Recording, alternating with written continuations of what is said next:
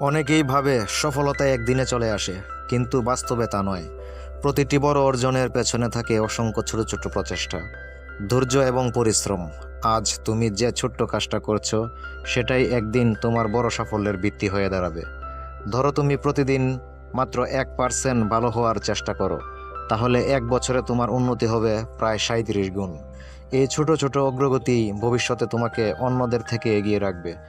অনেকেই বড় কিছু করতে গিয়ে শুরুতেই ভয় পায়, কিন্তু বড় কিছু অর্জন করতে গেলে ছোট থেকে শুরু করতেই হয়। একজন কৃষক যেমন ফসল ফলাতে প্রথমে বীজ বুনে, ঠিক তেমনই সফলতার জন্য ধাপে ধাপে এগোতে হয়।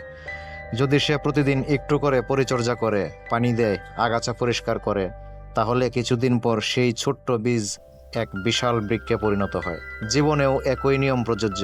আজকের ছোট ছোট অভ্যাস, অধ্যবসায় ও পরিশ্রমেই তোমার ভবিষ্যৎ সাফল্যের ভিত্তি করে দেবে। তাই দেরি করো না, এখনই শুরু করো। হয়তো আজকের প্রচেষ্টা খুব ছোট মনে হচ্ছে, কিন্তু এক সময় এই ছোট ছোট প্রচেষ্টার যোগফলই তোমাকে তোমার স্বপ্নের কাছাকাছি নিয়ে যাবে। মনে রেখো, প্রতিটি মহাসফরের শুরু হয় একটি ছোট পদক্ষেপ থেকেই।